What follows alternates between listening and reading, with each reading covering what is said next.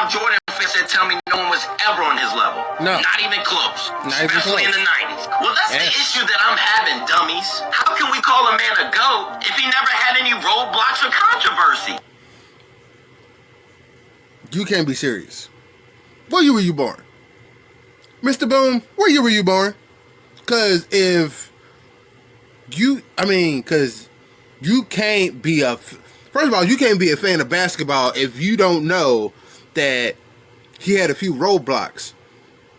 I mean, the Knicks, the Pacers, the Magic, even though Jordan 100%, but I digress. The Suns, Utah, the flu game. He played the game with the flu, even though it wasn't a flu, it was food poisoning, but we ain't gonna talk about that. But, yeah. What are you talking about? And I'm not talking about in the 80s when he was getting smacked by Isaiah and Larry. I'm talking about in his prime. How are you a hero with no villain? A wise man once told me, if you've never been hit, then you've probably never been in a real fight.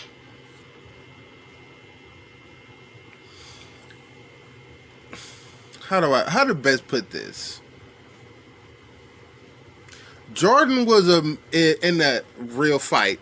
If you want to compare him to a fighter, we're gonna do boxing. Jordan was a mixture of Floyd Mayweather. No, I'm sorry. Was a mixture of Muhammad Ali and Mike Tyson. No, I was right the first time. Floyd Mayweather and Mike Tyson. He was good at dodging, but he could take a hit, but he was still laying niggas out with that mad right, with that big right. He was laying niggas out in the 90s. I mean, he didn't need... I mean, yeah, he took some hits, you know, but the reason why he didn't really have to do as much, so you believe, or whatever, he was that good. His team was that good. Look at the stats, man. Jordan was never hit. Never even pushed to a game 7. So how's he... That's the whole point. that's the whole argument, man.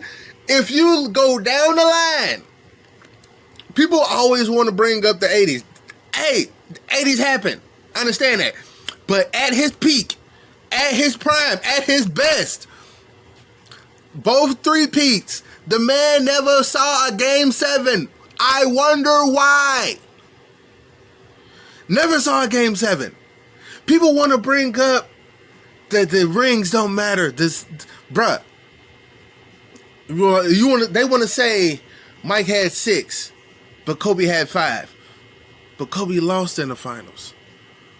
Mike got 6, but Magic got 5. But Magic lost in the finals.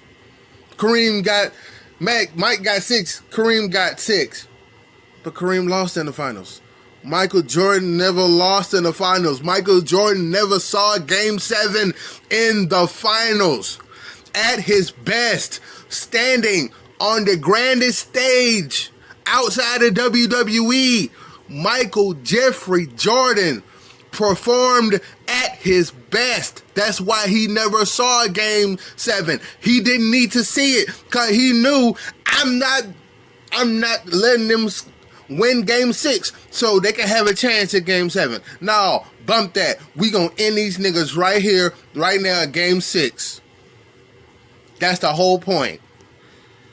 The supreme GOAT when we've never seen how he reacts with his back against the wall. We've seen... What makes him the supreme GOAT. You ain't gonna get him with his back against the wall. He gonna put you he gonna have you with your back against the wall. That's the whole point. Some of the greatest ball players of all time never won a ring.